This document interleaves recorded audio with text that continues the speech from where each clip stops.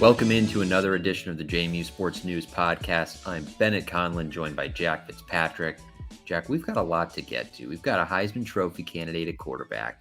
We've got a college football playoff team we're following, essentially. JMU's 4-0, and they're looking pretty good after that bye week.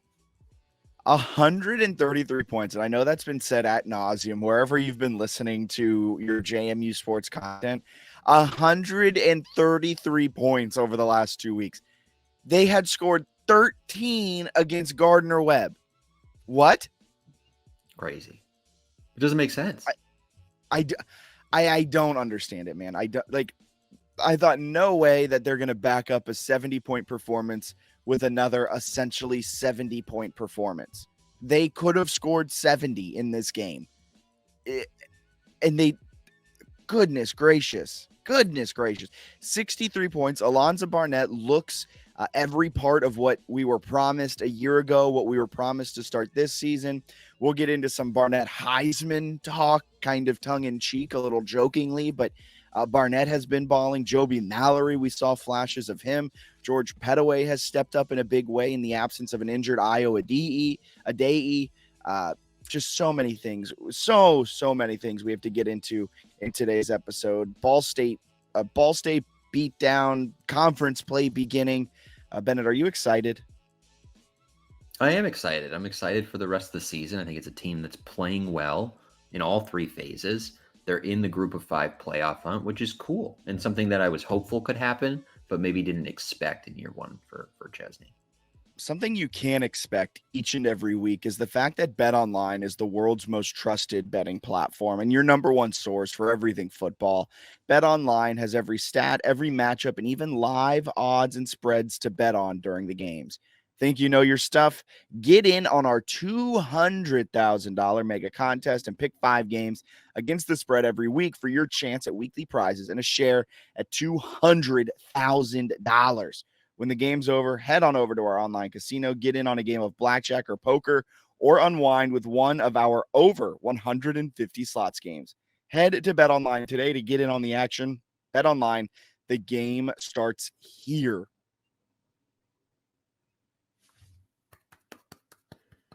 Thank you. There's no clean segue for this one, but if you enjoy the content, if you enjoy the podcast, jmusportsnews.com, everything like that, we would really appreciate it if you bought us a coffee at buymeacoffee.com/JMU Sports News.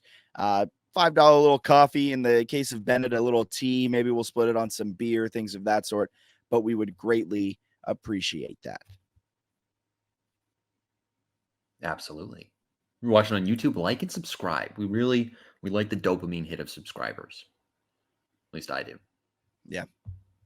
Dopamine hit of subscribers is always a good one. All right. Where do you want to start here? I do want to talk defense because what Lyle Hemphill is doing is masterful, but I think we have to the A1 above the fold headline. You like I'm bringing in newspaper stuff, the assistant sports editor of Baltimore. Yeah, you're welcome. The above the fold big time headline is just what the offense has been doing. So they finished the game with, they didn't punt. They had so many yards, 506 yards of total offense. This is coming off of a 600-yard performance the week before where they put up 70 against UNC. So 1,100 yards of total offense over the last 8 quarters of football played. Alonzo Barnett, he continues his Heisman campaign, 20 of 28, 280, 5 tutties, and then to tack on 44 yards of rushing with another touchdown. He backed up his 7-touchdown performance last Saturday with a 6-touchdown performance on this Saturday with 13 over the last 8 quarters. That is an insane clip. I mean, just that offense is firing on all cylinders. What were some of your biggest takeaways from that offensive performance? I mean, they kind of embarrassed them, right? They did whatever they wanted to do. They were 9 of 10 on 3rd down. The one time they didn't get it, they were like, all right, cool, let's just go for it on 4th, and they converted that. So essentially they never got them off the field, which is what you were saying with the no punts. They couldn't stop them on 3rd down. They didn't stop them on the 4th down. Ball State's defense is bad. Like that's not new information. Missouri State had 34 on them. Central Michigan had 37. Miami had 62. But still, it's an FBS team. They played well against them. Barnett was really good. The running game was so good that they essentially said, we're going to rest George Pettaway. He was phenomenal, had 4 carries for 35 yards and a touchdown. And they're like, you know what? We don't even really need to give you the ball. So then they used Wayne Knight and Joby Mallory late in the game. I'm a big Mallory stan. You're a big Mallory stan. He looked the part. But like everybody was good. Taylor Thomas was good. Dawson was good. Dawson was so good that Chesney in the post game, or it was either post game or like his Monday press conference, was like, yeah, Dawson didn't get in the end zone, but he did some really good things. Dawson did get in the end zone. He had a touchdown catch. So he forgot about one of the touchdowns because so many receivers for them had touchdowns. They just played really, really well. The whole game on offense and defense was good too. It is worth noting, Dollison has continued his streak of every Mhm. single touch he's ever had as a JMU Duke has gone for a first down or a touchdown. An unbelievable streak dating back to last season. Congratulations, Dollison. That deserves a good round of applause here. I mean, that's It was impressive. close too. First catch got a good spot, but he got to the first down like on the line. Yeah, unfortunately, Dylan Williams's streak of every Streaks catch over. being Yeah. that one ended I think with his first catch of the game. I want to just say some. I know people make fun of me for my nerd stats, my advanced stats, my EPA stuff. I lean into the bit now because I got some more advanced stats for you. This is from our friends over at Game on Paper. They do a great Mhm. job of just breaking down each and every game. So both teams had a total of 10 drives. JMU averaged 62.2 yards per drive. Ball State That'll averaged do. 33. Available yards percentage. So, how many of the available yards Mhm. did you get? Ball State only got 44% of the available yards to them all game. JMU somehow had 101% of the available yards. They beat Ball State so bad, they got yards that weren't even on the field. Would that be like a false start and then you get those 5 yards? Yeah. Is that kind of the, Yeah. okay. That's very Just, hilarious though. they Like got that's the no punt thing, right? They did literally offensively everything you could possibly do. They did. So Ball State ran 84 total plays, JMU just 65. Ball State's offense never found a rhythm. They had a negative 13.51 EPA on offense that was negative 15.5. JMU's offensive EPA was 31.14. So their offense was expected to add 31 points at the end of the game. And well, they added 63. Unbelievable. And that is without JMU. We talked a little bit about the middle eight, I think, at the Charlotte game, where Chesney puts a big Yes. emphasis on the last Yeah. 4 minutes of the first half and the first 4 minutes of the second half. That is when a game can truly swing, especially if you can go down and score before the end of the first half and then you receive the second half kickoff, because then Mhm. you can just essentially twist the knife on a team and completely kill them. JMU didn't have a good middle eight in this game. Outside of DJ Barksdale's interception, Ball State kind of was moving on it in the last 4 minutes of the first half, and their EPAs in that their EPA in that middle eight offensively was negative 0.05. So they had a negative EPA in the middle eight. Granted, the defense did a great job and held Ball State to a negative zero point 0.5 EPA per play, mainly in large part to that unreal DJ Barksdale interception. That that's sort of one of the things that stands out. They seem like they're a lot, not, I can't say that.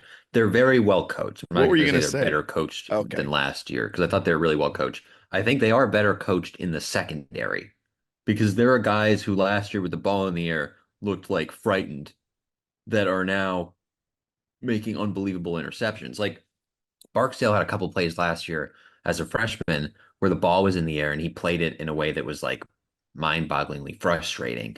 And you're like, wow, this guy has so much athleticism, but it's like maybe they haven't quite figured it out in the air. This one, he tips an interception to himself and is diving and making plays. He had the hardest hit of the game. He won the Hammer Award, which is the only award that I fully understand of the Bob Chesney Weekly Awards, which is just hardest hit. So he's really good at like everything, right? He's growing as a sophomore and playing well and has a ton of confidence. Terrence Spence has unbelievable ball skills. Like it just seems like the Holy Cross staff and then Lyle Hemphill, they're very good at teaching guys in the defensive backfield how to make plays on the ball, which is very impressive. It sounds like the Eric O'Neill pick six was like calculated in practice, and Hemphill had that play designed for an O'Neill interception where he would fake in, they blitz Dobbs off the edge, he drops back, they throw to that spot, and he's going to make a play on the ball, whether it's a tipped pass or an interception. He had an incredible play on it for a defensive end to snag it and then go in and score. Just so impressive overall. I've been really impressed with the coaching staff to be able to get the most out of different players, to find ways to put them in the right spot to succeed.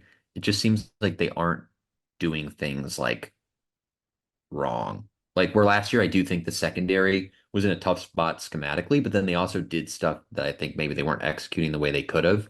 Where this year, it feels like almost every defensive back has just been a monster. It's been insane, and I I'm trying to do something. We're recording on Zoom for today because spotty Wi-Fi on both of our ends made StreamYard a little difficult to wrangle in. Brutal I day. I do want to talk about that interception from Eric O'Neill because it may have been one of the best defensive plays I've seen JMU run in quite some time. Not just the fact that Eric O'Neill had the wherewithal to go up and make that pick six, but the the play design itself was unreal. That play design, I talked a little bit about it on To the House, but it's worth kind of talking about, and with the video, I want to try and show if I can through Zoom like what is being done because the just pure fake out from Lyle Hemphill on this Really play smart. is fantastic. So, Bennett, can you see my screen? I feel Yeah, I like I got your am. screen. So, if you're watching on YouTube, one, like and subscribe. All of our podcasts to the house and Jamie Sports News posted full on YouTube. Hell yeah. But you see, is my cursor on the screen too? Yeah, I can So see that. you see one, two, three, four, five guys on the line of scrimmage. Trent Hmm. Hendrick, one of the linebackers, has floated up into the A gap to fill it. And so this right here is showing blitz. Simone said this redshirt freshman, he sees that and he immediately thinks blitz, right? He's expecting them to bring the heat with a guy coming through the A gap over the center. Then the play starts. The second the play starts, Hendrick drops out. Let me see if I can back this up a little bit. The second the play starts, Hendrick backs out of the A gap. Jacob Dobbs comes flying in, and right there, Simonza, I assume as this quarterback, he sees okay, Trent Hendrick's bailing, but they're still bringing five. They're still bringing Hmm. this linebacker who's now unaccounted for because I didn't check to him in the pre-snap. I have to go to my hot route immediately. And so that's exactly what he does. His hot route's down here in the near side of the field, on the wide side of the field. And he doesn't expect Eric O'Neill to come off of his rush and fill that void, fill that zone. Trent Hendrick starts floating over as well. And they're filling that hot route void. And Simonsa throws it, looking for seven on the hot. And boom, Eric O'Neill's right there to make that catch and make that interception. No one in front of him, pick six. Just an awesome, awesome play design, right? Because yeah, he thinks it's going to be five, and it ends up being four. But his focus, like you're saying, is entirely on Hendrick versus Dobbs. So he's looking at the two linebackers. JMU doesn't drop defensive ends all the time; they do it occasionally. But he's looking at the two linebackers, focus on the two linebackers, goes to his spot, and then they've got O'Neill just completely unexpected right there. And then you can see Spence, I think it was, breaking pretty hard too on the Yeah. slant. So if like O'Neill somehow misses, I think Spence probably blows that up, or at least a pretty hard hit, tackled immediately, maybe breaks it up, who knows. But it's a really phenomenal design to get a redshirt freshman who's played very well this year for Ball State. It's going to be pretty good in the MAC to get him focused on the two linebackers and then throw it to a defensive end. So I thought that was cool. And O'Neill was saying, like, yeah, we did so much of this on Thursday in practice. Where like they knew they're luring Ball State into certain looks, which just tells me you've got a coaching staff that I think is kind of, you know, they're not really G5 coaches. Like, and they probably won't be for long. And Hemphill specifically has spent what the last like 5 years at ACC schools, like defensive coordinator, co-DC at Wake Forest and Duke. So for him, I think schooling Ball State's offensive coaches is something that he's certainly capable of. And there were so many other blitzes and just looks throughout the game. Sim pressures where you show you're doing something and then you end up not sending any pressure, but because you showed it pre-snap, the quarterback's expecting it. There were the delayed blitzes from the second level. There'd be plays where Jacob Thomas would come screaming in from his safety spot on a delayed blitz while pulling out the defensive end on that same side, but it would just like Mhm. overwork the offensive line. They'd get a free blitzer. Just an exceptional game plan from Lyle Hempel. And this is no shade at Bryant Haynes and the old defensive coordinators of JMU. It's because they just had the better talent for so many years, it felt like Yeah. a dominant front four a year ago when they were in the FCS, they just always had like better players so they could essentially line up and run the defense they wanted to run. Now they still have very good athletes, which is why they're able to do these exotic pressures and the exotic looks. But it's just so much fun when you have elite level athletes and fun coaching, and it culminates in Eric O'Neill, an LIU transfer, to have a pick six off of a sim blitz delayed pressure from the linebacking spot. It's fun, man. It's a good coaching staff going to a good coaching staff. What was it, 2022? I think they dropped Jalen Green in coverage against Coastal, and he had that pick, which was a lot of fun. And then he stepped out of bounds right away, and his teammates gave him a bunch of flack for it. But like these coaches are all so good. JMU fans have kind of been spoiled. Indiana's ranked in the top 25 with that group. They're 5-0 and looking like a legit 10 win contender in the Big Ten that maybe could even flirt with like a conference title. We'll see. There's been a lot of talent that's come through the program, and I'm not so sure this team isn't as good, if not better, than last year's, which feels crazy to say, but Are they better than you brought it up? Let's ask the question. Is this team right now better than last year's team? I don't want to do the Ben DiNucci 2018 thing that we did, where we're like, this is the greatest team that Jamie's ever seen, and then they like went 9-4 or whatever, where we got way ahead of ourselves after a hot start. So I want to, I'm not going to say that for like for sure until we see a little bit more. But I do think some fans are kind of like the 2023 team is really good. We're kind of overhyping what they did at times. Okay. Good team, good team, but like probably should have lost the UVA game to a 3-win UVA, and like I think would have lost if there wasn't a rain delay, to be honest with you. Like that was trending very poorly. So then they play Troy and they kind of didn't do anything on offense. Maybe a little turtling going on. I don't know. They win that game 16-14 because the defense held on. Utah State was a mind-boggling collapse that they then sort of found a way to get another touchdown and avoid that loss. South Alabama was a game that was out of reach, and they let South Alabama make a run back in. And then they started to click, and then they started to play really good football. But it wasn't without like the occasional blip, like 30-27 at home against ODU was a little concerning. Like they just couldn't adjust to the fact that their receivers were wide. Like the receivers were really wide, and they just didn't have any plan to stop it, which was kind of weird because they always are really wide. And then biggest game of the year, kind of laid an egg against App State. Like that's one they rallied late. Elijah Surratt was incredible, but like McLeod, that was probably his worst game of the year. Missed a lot of open throws. The offensive line wasn't good. Um, Last year, like if you remember, they straight up didn't have a running game, which isn't great, and I think hurt them a lot against App, which we've seen App last year. That was a concern. This year, it's a concern. Like they straight up can't stop the run, but Jamie couldn't run, so they couldn't exploit that mismatch. But it's a great team. I'm not trying to take anything away from that team.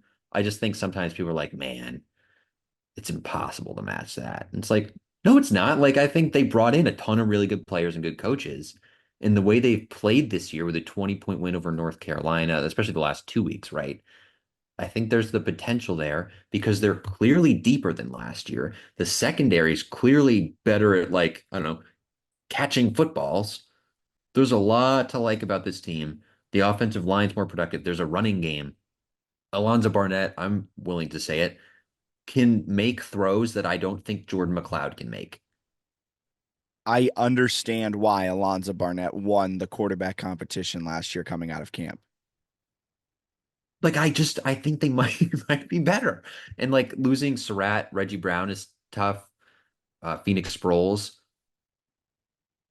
I don't know that they have that like big kind of possession guy because Taji Hudson hasn't done a whole lot yet that can make up for Surratt. But I'm not convinced that like Cam Ross and Ymir Knight isn't a more dangerous duo. And then you throw in Dollison on the deep balls. That Well, trio to me isn't worse than last year's.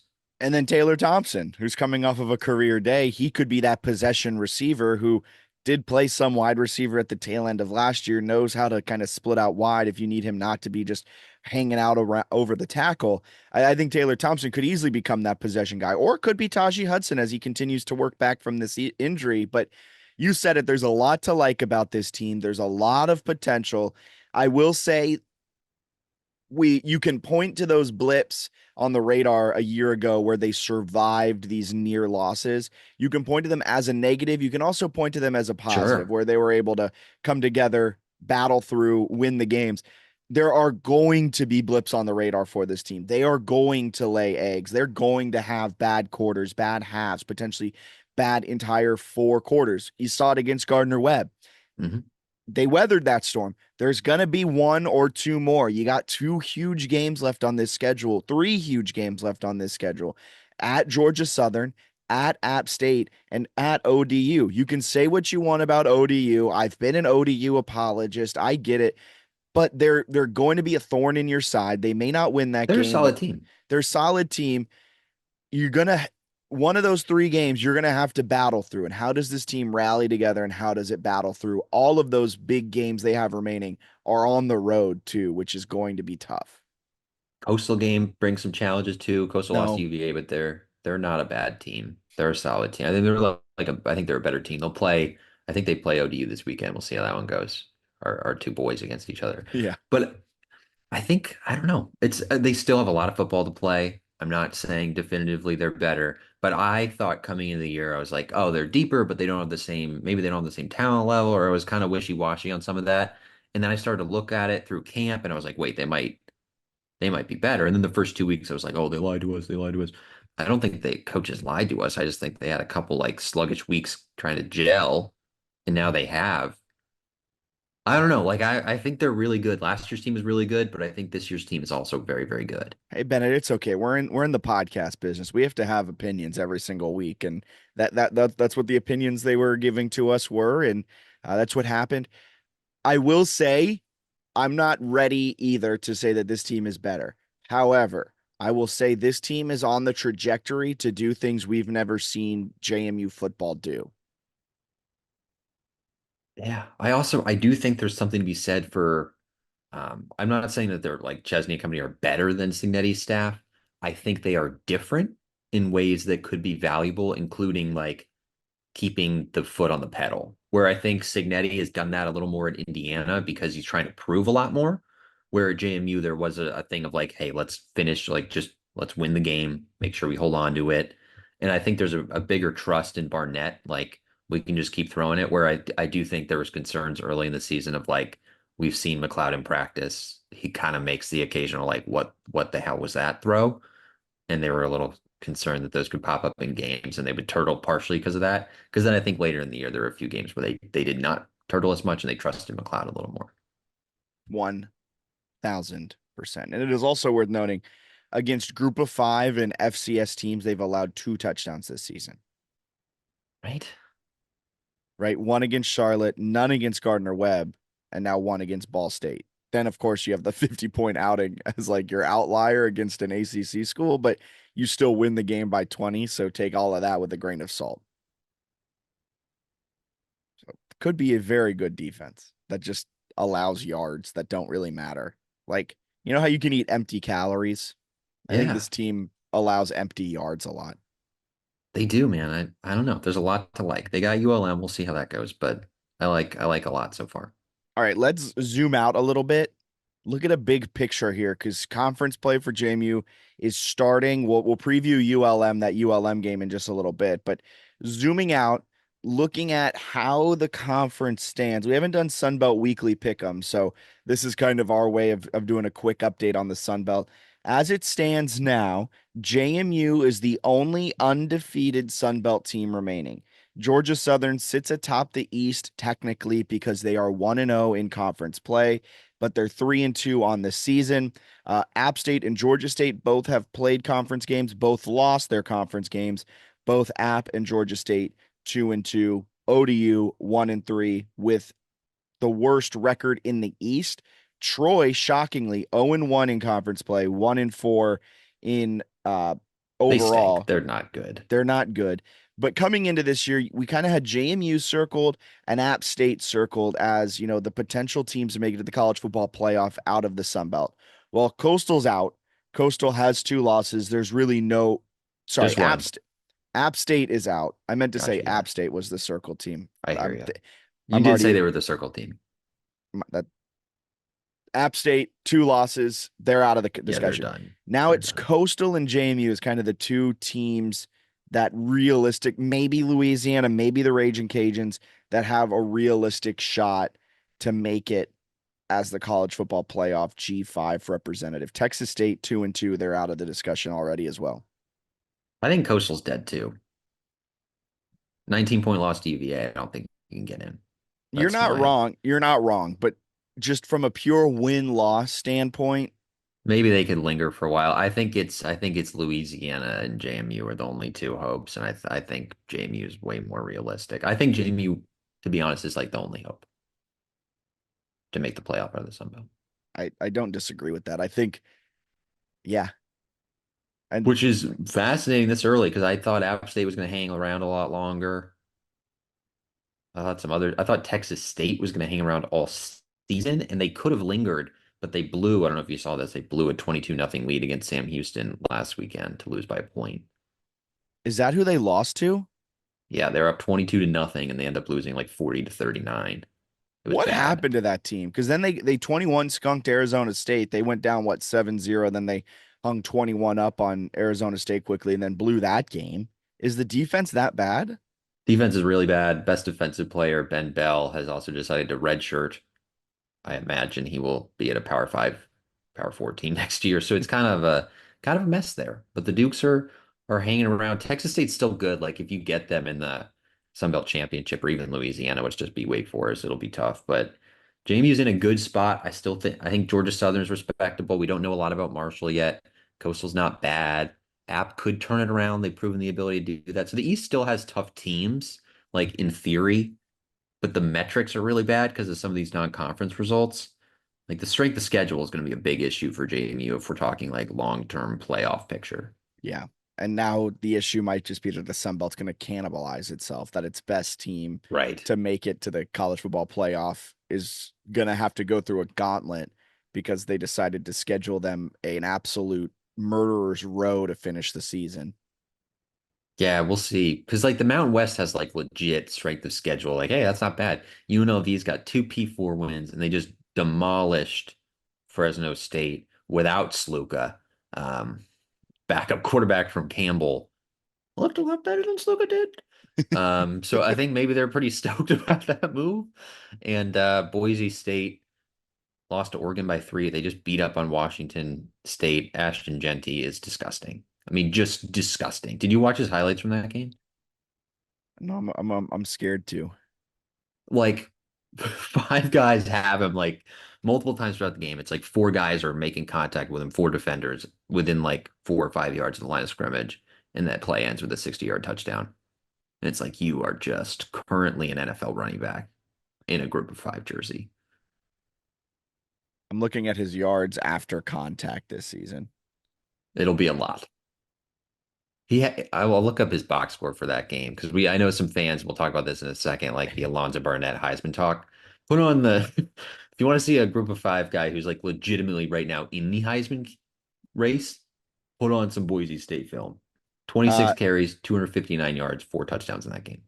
Ashton Genty, Yeah. he is averaging 10.3 yards per attempt, Yes. 13 touchdowns, no fumbles.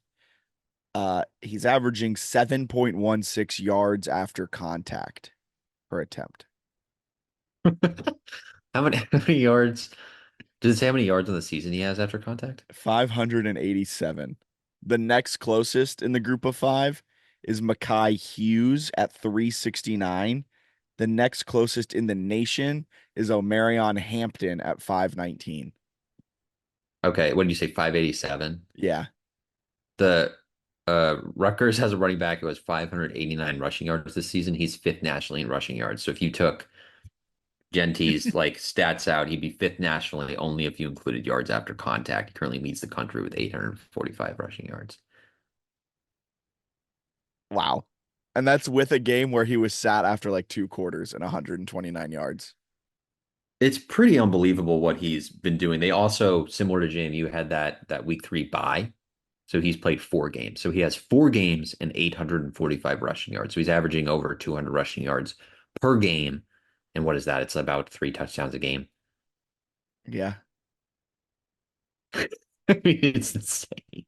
And they played Oregon. Like against Oregon, he had almost 200 yards and averaged 7.7 yards a carry. The man's unbelievable. So when we talk about Barnett Heisman, I think he's still a long way from like actually being considered. I was checking out FanDuel yesterday. He does not have odds yet. Oddly though, Jordan McLeod does.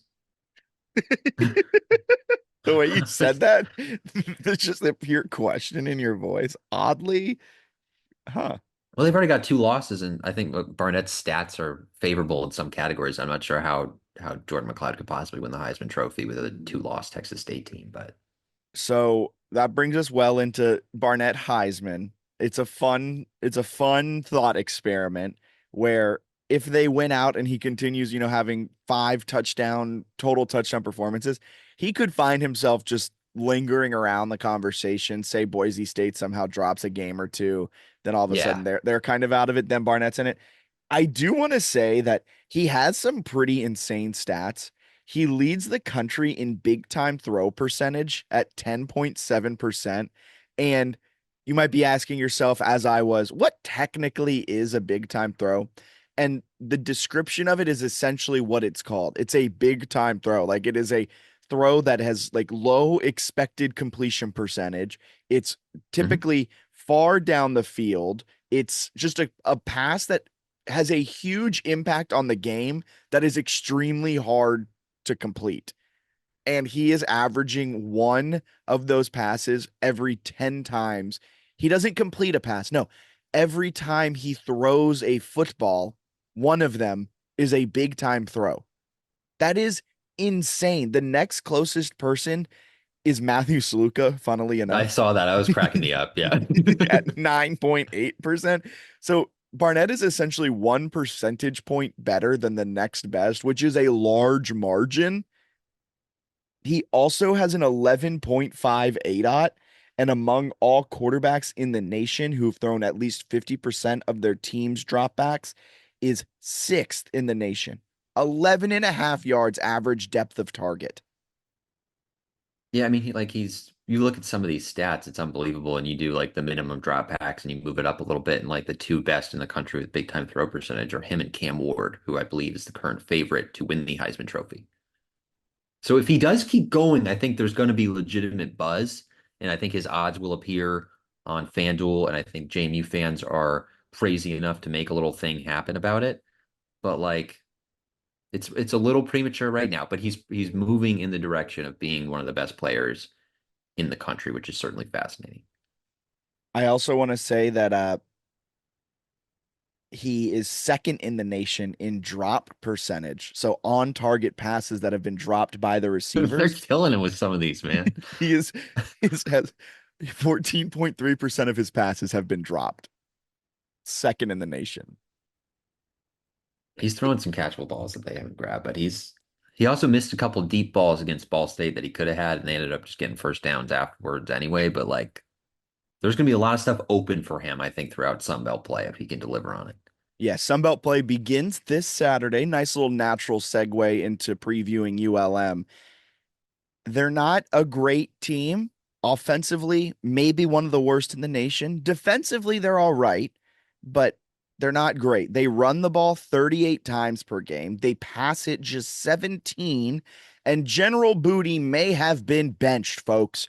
General Booty is booty. It took me all week to think of that. That's great work. ULM stinks. Like, do we have to do this? Well, they are Like 3-1. They are 3-1. they've they I think in their 3 FBS games, they've yet to get 300 yards of offense.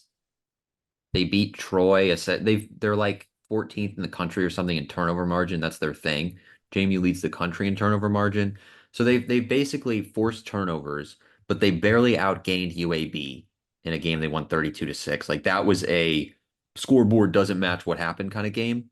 Troy is bad. Like Troy is objectively bad. I want to call out our Arkansas State friend Hellraiser. He runs like that Arkansas State blog, who before the UNC game was saying that, some skepticism about JMU and that they had a lot of similarities to Troy with the coaching change and stuff. No, no, that was a poor take.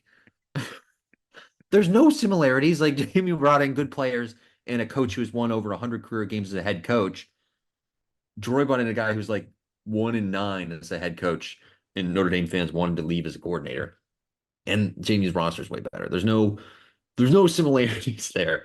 So when we talk about like ULM and it's like, oh wow, nice win over a crappy Troy team, 13-9. If JMU wants to be a college football playoff contender, like truly considered that, this shouldn't be a game. Like ULM's not good. I think Bryant Vincent's doing a nice job with Well, with the coaching job there, but like they suck. he's doing what he has to do. Like this is a Yeah, horrible football team, and like I say they run it 38 times and pass it 17 times a game. they can't That's throw. because they can't do anything. Like they understand Brian Vincent understands, all right, in order to win a game, we have to dominate time of possession and then hope our Yes. defense like does something turnover wise. This is a team that went 2-10 in 2023 after back-to-back seasons of going 4-8, and in 2020 went 0-10. Since 2019, they have won more than 4 games in a single season once, and it was when they went 5-7 in 2019. This team is historically bad. This team isn't good, and Brian Vincent is doing a good job of trying to rebuild them. However, he understands they have to run it 38 times a game to have at least a sliver of a chance to win.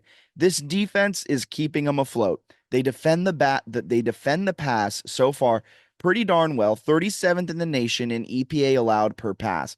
Then you flip on over to their offense, which ranks 7th in the nation in starting field position, averaging their own 34 to start because of that includes their FCS game, that includes everything that they've done. However, their offense then can't score the football. They're 127th in the nation in third down success rate. They average 8.12 third down to go, which is 122nd in the nation. They've only gotten 29% of their available yards this season, 130th in the nation. Mind you, there's 133 teams, and they're 131st in EPA per pass. This team is very bad at football offensively. They didn't realize that, you can play offense in the year 2024. And like they're fine defensively, and they've got some nice players. I really like their safeties, their defensive line is decent. Offensive line, they've got JMU transfer Carter Miller starting at center, so a little connection there. But they're not good. Like I've seen people be like, this could be a real tough one, going on the road to a sleepy environment.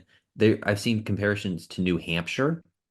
I don't necessarily disagree that it could be sleepy in that way. New Hampshire had a streak of like 20 consecutive seasons of making the FCF playoffs. It was not only sleepy, you were going to a sleepy environment against an extremely competent FCS team when JMU had those stumbles and other teams had those stumbles in New Hampshire. ULM is bad. So regardless of how sleepy it is, they're not good. JMU's a 17-point favorite. Are you hammering that? It's moved already a few points. They opened at like 15 or 15 and a half or something, so it's already moving. I don't know if I'm hammering it because maybe at some point they don't score on every possession. They have some punts, but I'm definitely leaning toward minus 17. Like just like I took it moved a bunch of points last week, and I still took them at minus 21 or whatever against Ball State, and that was over at halftime. Like I felt pretty good. There were no doubts there. ULM, like they're doing some nice things. I do think they have a nice coach, but the UAB win was a lot closer than it looks. UAB is really, really bad. Like Trent Dilfer losing his job bad. I think he had his kid up at a press conference the other day and made a comment about like how he didn't care that they were coming up because it wasn't Alabama. Like I'm not sure he's even taking the job seriously at this point. He's like, it's just UAB. You can do whatever you want, guys, which is just a weird, unnecessary comment to make. They stink. Troy is in full rebuild. And that game was a battle until the end, 13-9. Like the only real team they played this year is Texas. They lost 51-3. This would be stunning if it was competitive. I know they're talking about 1-0 every week. I would be stunned. Yeah, I agree. The only way this game is somehow close is if ULM, tackling has kind of been an issue, although it got a little bit better. It's gotten better a bit as the season has gone on. But the only way I can foresee this game being competitive is ULM gets the ball on their first drive, runs it down JMU's throat, which I highly doubt will happen, and like moves the ball on like a 7-minute drive, scores. Barnett throws a pick on like his first pass, and then ULM like drives the ball down the field again with another just time sucking drive, just running it down their throats.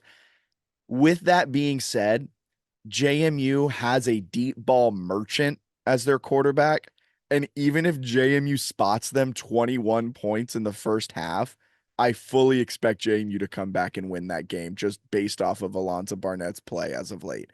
However, Delvin said this on the To the House podcast, which you can catch every Monday right here in the JMU Sports News Network podcast feed or on the JMU Sports News YouTube channel. It's going to test your theory. Is Barnett a late game guy? Because these two big performances have been a 1 p.m. kick and a noon kick. It will test my theory, although I think his like nerves, I would assume, have subsided after 13 touchdowns in 2 weeks. I think there's enough like confidence building there that he'll be fine here. And you can't overlook anyone. That's the team, right? They got to be focused. That's the Gardner-Webb game proved. I can now because I'm not suiting up. Like I don't have to go 1-0 any week, and I wouldn't be able to. Like talk about how ULM is bad. I would get crushed by that offensive line or any of those players, right? I'm not good at football. But what I'm saying is like if JMU plays focus, which Chesney seems to have them doing, and you want to be like a college football playoff team, you can't have a one possession win over Gardner-Webb and a one possession win over ULM and then be like, yeah, we should play Tennessee and Knoxville in the first round. Like, no, you got to show up with some of these games against bad teams, man. Beat them up. So that's it about the bad ULM Warhawks. Let's hope it's a fun game where JMU hangs up another 60 plus, because if they do that, the college football hype train will be unstoppable up to that point. So, Bennett, it's time for everyone's favorite segment. It's time for this week's News or Snooze, presented by Cinnamon Bear. Next time you're in Harrisonburg, check out Cinnamon Bear Bakery and Deli right across the street from the Atlantic Union Bank Center. Absolutely fantastic food. Go ahead and check them out right across the street from the Atlantic Union Bank Center. Thank you to Cinnamon Bear for sponsoring News or Snooze this football season. You want me to hit play on this, Bennett? Please do. Yeah.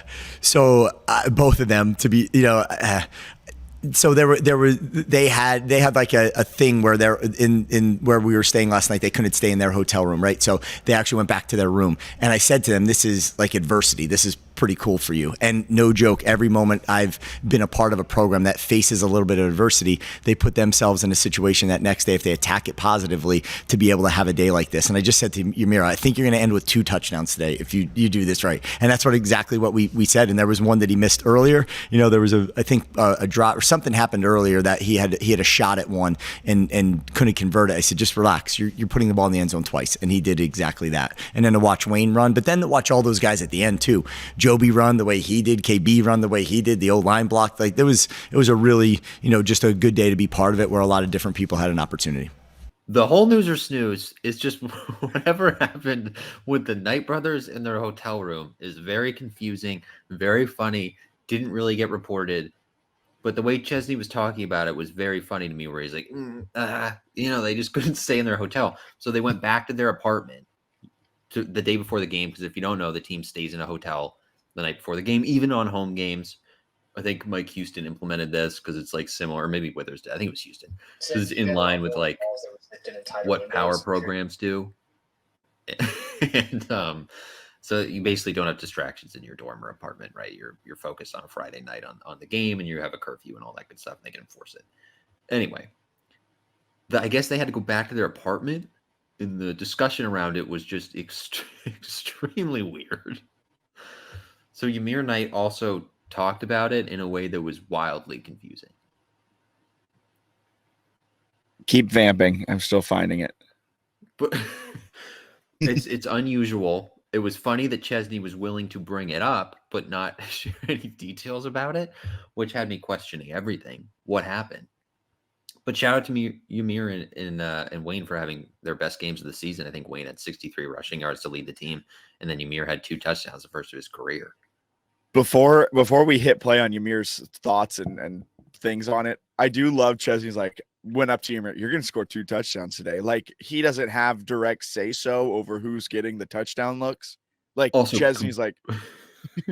Completely unverifiable, I guess. But I guess Ymir says he did it, so I'll believe him. But it's very funny to be like, and I called it exactly. But like if you're gonna call 2 touchdowns, why don't you go up to Ymir and be like, "You're gonna score 15 today, buddy"? Like, very funny, but also a good way to get him amped up for like if you focus, you're gonna score the first 2 touchdowns of your career tomorrow. Is a very good way of being like, please don't go out tonight. Yeah, it is. He actually did call it.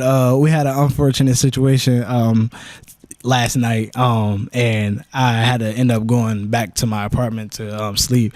And coach came up to me like literally 10 minutes before the game. Is like, "Yo, like when adversity comes, like the ball's gonna find you. You're gonna have a career day," and it ended up happening. That's what happens in the hotel. And he goes, "I don't really want to say," and bursts into laughter. So what snooze-worthy because they won, but it is absolutely hilarious that all like what? We had an also unfortunate Chesney situation. I have so many thoughts in my head, like toilet clogged, bad room condition. There's a million things that I could come up with. leaky sprinklers, stinky room above them, too loud. Room below them, not loud enough. Yeah. AC doesn't work. Heat doesn't work. No, there are no covers. So many different ways it could have gone. What a weird thing. And then with Chesney too, where he's just like just stutters and stammers over the beginning of the question with his answer. Oh man, that's a good news or snooze. It's snooze worthy, but boy, is it a fun one. Just electric news or snooze quotes. Thank you for bringing those to my attention, Bennett. With that, it's time to move. Information. Let us know. Yeah, please. Off the record. We're not gonna do anything with it. It's just I would love to know the mystery of what happened at the Knight Brothers Hotel. Any other thoughts? Leaky faucet, flooding. It could have been a number of things, but the way they all skirted around it made it very funny. Where Chesney was like, and then Ymir and I was like, I don't want to talk about it. Okay. But everyone else stayed at the same hotel, which is what's fascinating, right? And no one else seemed to have an issue, well, at least reportedly. So, like, what's going on in that one room, man? Haunted? Ooh. Don't they stay at Hotel Madison? No, they stay at like a hotel up in. They were in Stanford for a while, or Macedon or something weird, right? Winchester? Who knows where they go? Who knows? The team does. And probably a lot of people around the team. A lot of people know. If you know where they stay, let us know off the record. We don't want to, get them in trouble, but all right. So listener question time. Who knows? I mean, there's a lot of people that know actually. This one's from our good friend who's currently in Belgium, far, far away. Daniel Merriman. Who are the Dukes playing in the college football playoff? I'm delusional. I mean, they got a legit chance to be in the playoff. Who's ranked? Well, it's weird, right? Because you get the first 5 highest ranked conference champions get in the field, and the 4 highest ranked get 1 through 4. So 5, if you're the 12 seed, is going to be gross. Like probably like the best SEC or Big Ten team that doesn't win the Tennessee doesn't win the conference. Tennessee. So like Tennessee's a realistic one right now. Georgia's ranked 5th. It could be an Oregon or a Penn State type. I'm gonna say Texas, Alabama, or Tennessee are the likely ones to face, which are all just disgusting. Yeah, so it's not going to be easy. I guess on the flip side, if the Big 12 really, really beats itself up, Trying to see where the highest ranked Big 12 team is right now. It looks like it is Iowa State at 16. So JMU, in theory, if In you if you theory. if you win out, dominate, and get to around the 15 mark, you could be higher ranked than the Big 12 champion. And then you would get a bye. I don't think they'll do that with JMU's schedule, but like if UNLV wins out, I think that's not completely out of the question because they've got a higher strength of schedule. But something to consider, like if JMU starts making a legit rise in the polls and has these great metrics, and the Big 12 boom, boom, boom beats itself up, I was listening maybe. to who was it? One of the people they were talking about Colorado, some of the ESPN talking heads, and they were saying they wouldn't be shocked if the Big 12 champion has 3 conference losses. I mean, I think it's really realistic, right? You look at Iowa State, BYU. Utah lost one they probably shouldn't have lost. They just lost to Arizona, and they still have some tough games left. So yeah, there's I don't know. All right. It's quite Dominic possible. Dominic Palumbo. Am I drinking too much purple Kool-Aid if the last few weeks has me feeling like we're going to dog walk the Sun Belt? And is there any logical reason for me to temper my expectations? I think maybe it was SP Plus, Bill Connolly, or somewhere was saying that they had JMU as an 8.5 point favorite or higher in every game the rest of the way. Yeah, K Ford ratings too. Our friend came on the podcast last year. If you're not following him, highly recommend. He just released his JMU kind of scorecard up to this point in the season. JMU has a win probability of 69% or higher in all of their remaining games. The likelihood, they have an 88% chance. JMU has an 88% chance to win 10 games or more and a 23% chance to go undefeated. I think ULM, Southern Miss, Georgia State should all be blowouts.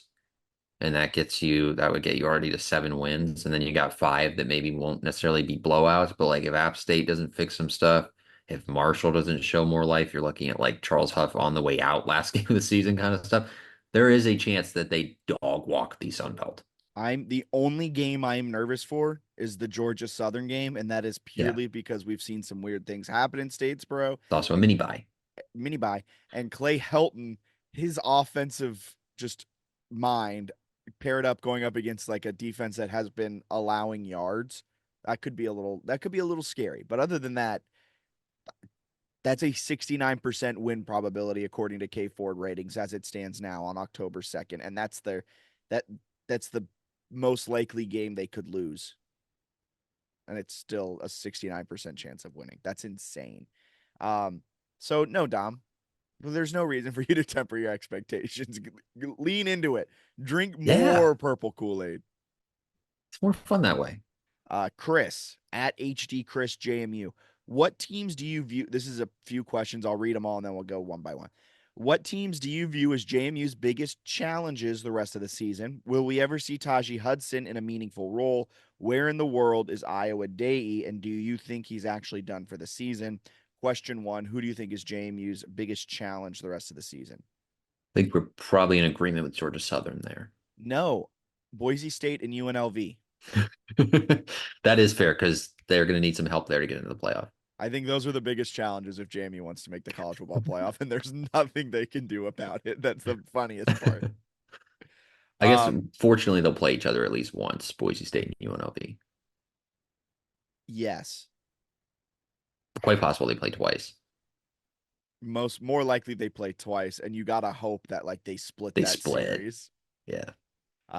Will we ever see Taji or UNLV somehow like drops a game or two, which I don't think is outside of the realm of possibility. They've got Syracuse this weekend. Yeah. So.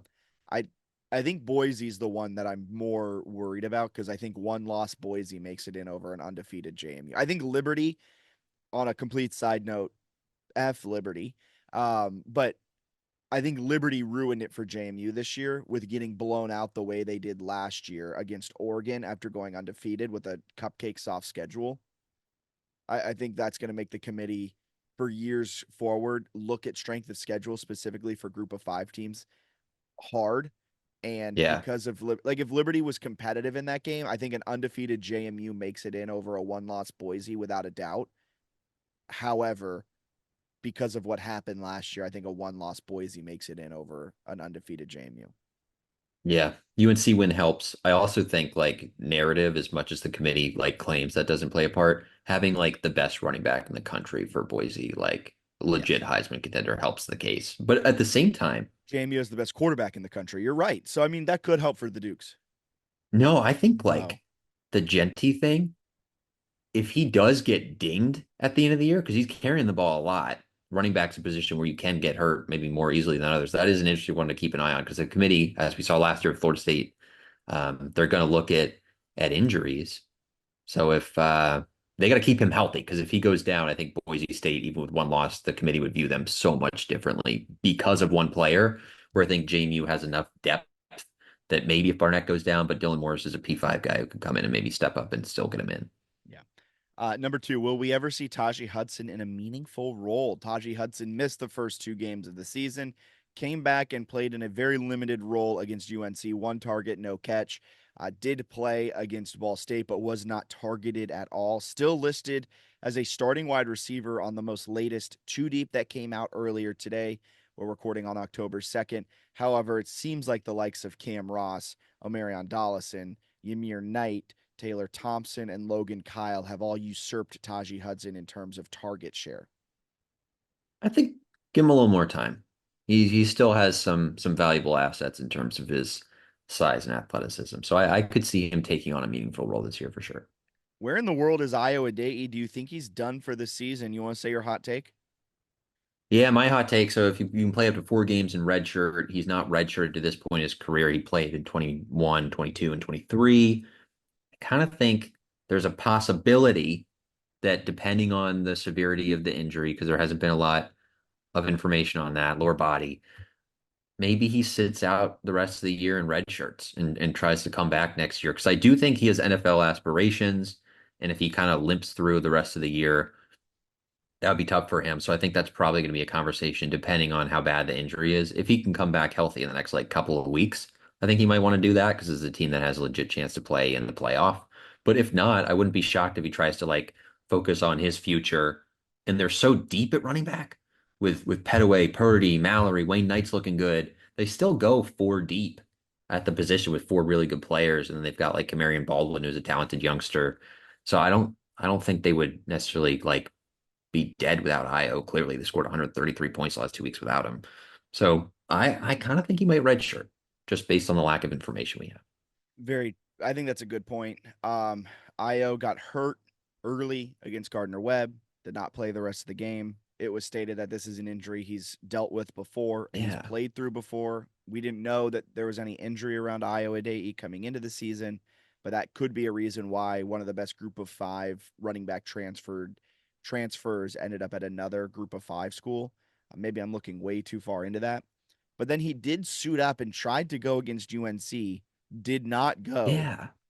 I don't know if he did against Ball State. I was not locked to my phone for Twitter pregame to see if he had I tried can't to give it remember a if go. he dressed, but definitely didn't play any snaps. Didn't play any snaps.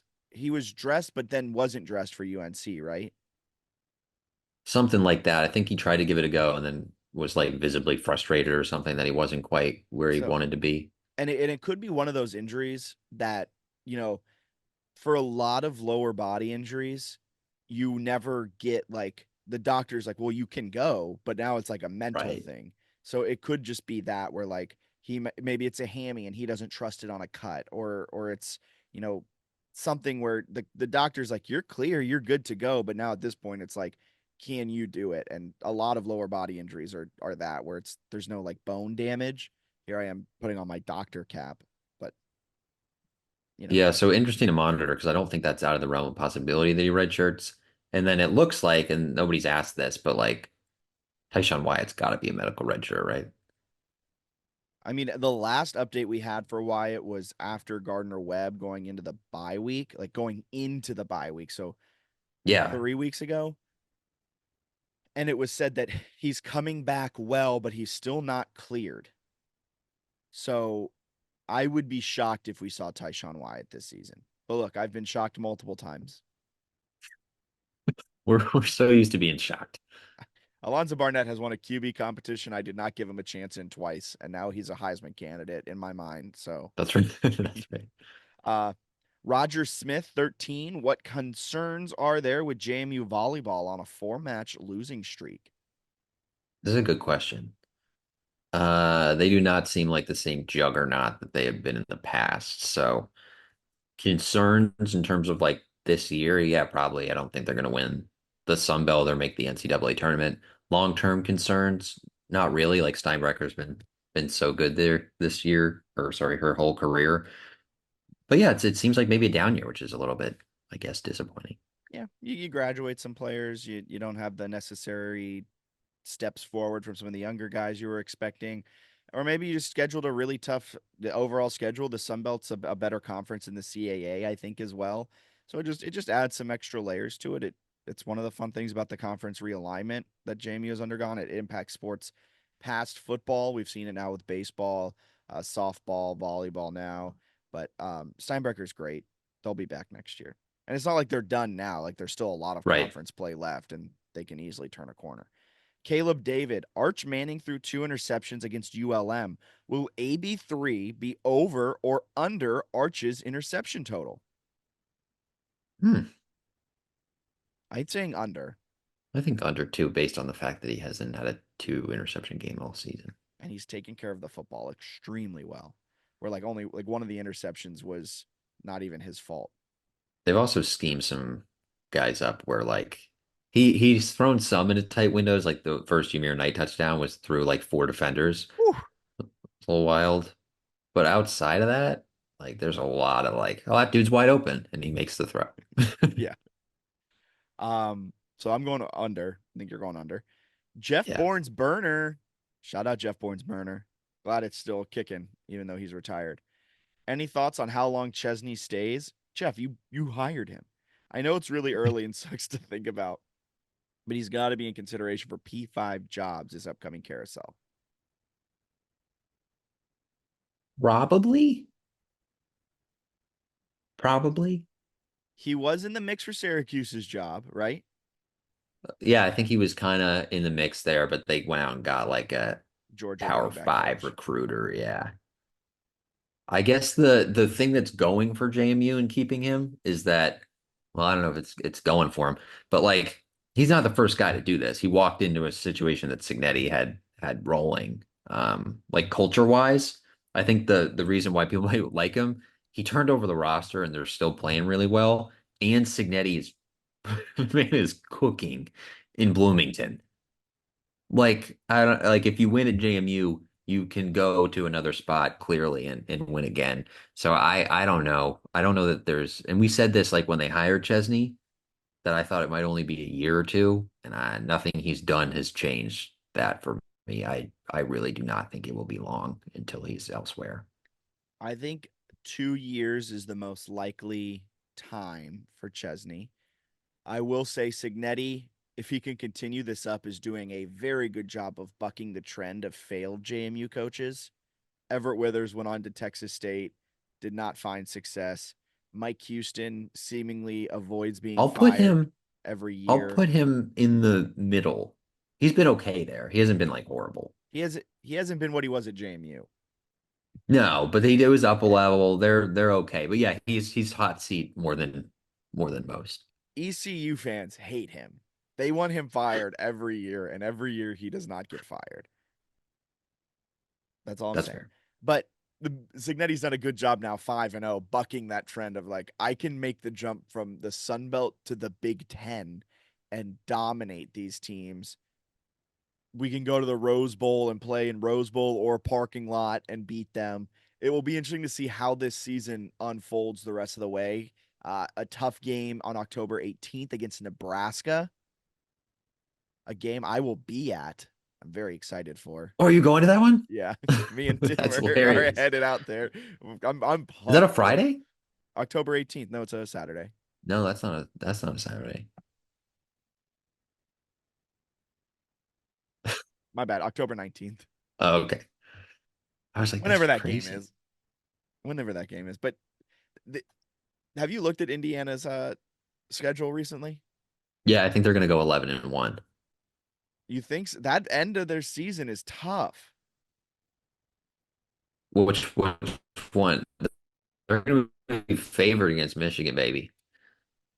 You think they're going to be favored against Michigan? Michigan sucks. Michigan's ranked 10th still, though.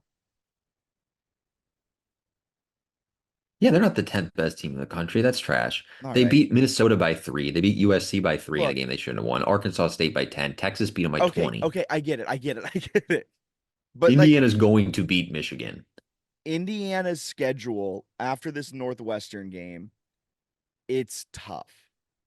It's 3-3, I think. Is a good it? finish. Nebraska's No, good. no. Are you No. bought in on Indiana hype? Northwestern's terrible. Yeah, They yeah, just yeah. lost to Washington Yeah. 20. I'm not Yeah. arguing that. They then have Okay. 6 more games after that. Okay, so you're saying the last 6. Okay. Nebraska at home after a bye week. Who are you cheering for in that game? Nebraska. Actually, I think I'm gonna wear JMU stuff. That's sick. You're going to Bloomington. Yeah, that would be sick. That would actually be that would be sick. You have to do that. Okay, so that game or the Michigan game is going to get game day also for Bloomington. I've done a lot of research into this. Like they're getting college game day for one of those games. Okay. So they've got that. Washington's not good. That game's at home. They're winning. They're beating Nebraska. They're beating Washington. They're starting 8-0. Michigan State's not that good. They're winning that one. That's 9-0. They're beating Michigan 10-0. Ohio State game is going to go down to the wire. Maybe they get 11-0, and they're going to blow Purdue out. Worst case scenario is 11-1 right now. They're unreal. All right. On that note, I think Chesney stays 2 years. Next one is Sluka the starting quarterback next year, assuming Barnett transfers. Ooh, a lot to break down there. I also think on the Chesney thing, part of the reason he is enticing, and this is like very sick and twisted, but part of the reason he's enticing is because you can pull a Signetti where you take your good players, like the idea of bringing Alonzo Barnett and George Pettaway to a Power 5 with Chesney would intrigue athletic directors, I think. Anyway, Sluka being the starter would depend entirely on one, Barnett actually transferring. Collective's going to have to put in work this offseason.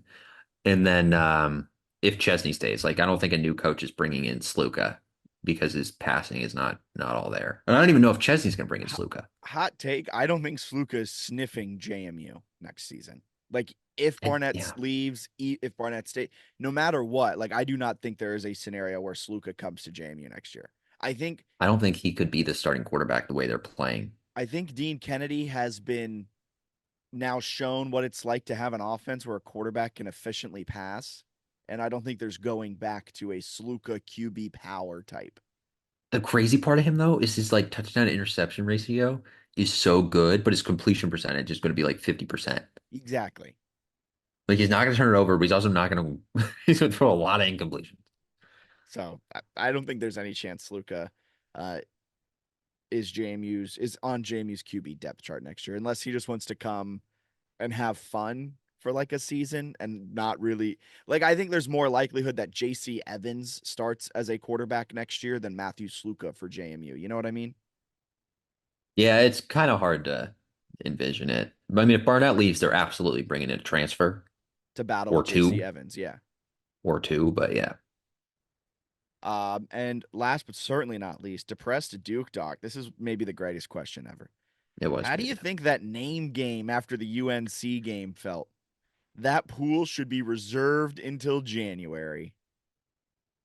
Shoot, they could go ice skating. Man, yeah, that's actually a great question. What if they make the college football playoff? So I think the conference championship would be like December 7th. And then the first round is like the 20th or the 21st. So you essentially have 2 weeks. So it's like a bye, basically. What kind of team bonding do you think they're doing over the bye? I think they're all going camping. Camping in December? Yeah, then they all get hypothermia and they all can't play in the game and lose. That'd be kind of sweet. Yeah, I can't wait to see what they do because if they do, there's going to be a lot of that. I also think like if they make the playoff and win a playoff game, they need to create a celebration, or they could even do this in the Sun Belt Championship. That's like whoever catches the touchdown, the rest of the offense runs down and lines up. They pick on somebody, and the guy has to go through and name them, like pointing. So it's like a real inside baseball, but the fans will know that they're playing the name game as a touchdown celebration. So I'm going to keep floating that. I don't hate that. Anything else you got to add? No. All right, for Bennett Conlin. Oh, couple things actually. JMU men's soccer is Good. very good. Number 10 in the latest poll. They didn't have any movement, but still number 10 in the nation. JMU women's soccer picks up a very good win, 3-2 over ODU. That's an ODU squad that has won back-to-back conference titles, and has played pretty good defense this season. So to put up 3 goals on them is pretty impressive. Ginny Lackey was named to the top drawer soccer national team of the week. She was also the Sun Belt Offensive Player of the Week. And the Dukes are performing at a very high level out on the pitch. Alice Roper was on the National Field Hockey Coaches Association, the NFHCA, was named the Offensive Player of the Week as well. But keep it locked. The other footballs are also performing at an extremely high level. So Really for Bennett good. Conlin, I'm Jack Fitzpatrick. Thank you so much for tuning into the JMU Sports News podcast presented by Bet Online. We'll talk to you guys next week. In the meantime, keep it locked to our Twitters at JMU Sports News. And you can find us on YouTube, JMU Sports News there. And you can subscribe to the JMU Sports News Network right here, wherever you're listening to your podcast. Never miss an episode. We drop every middle of the week, and To the House drops every Monday night.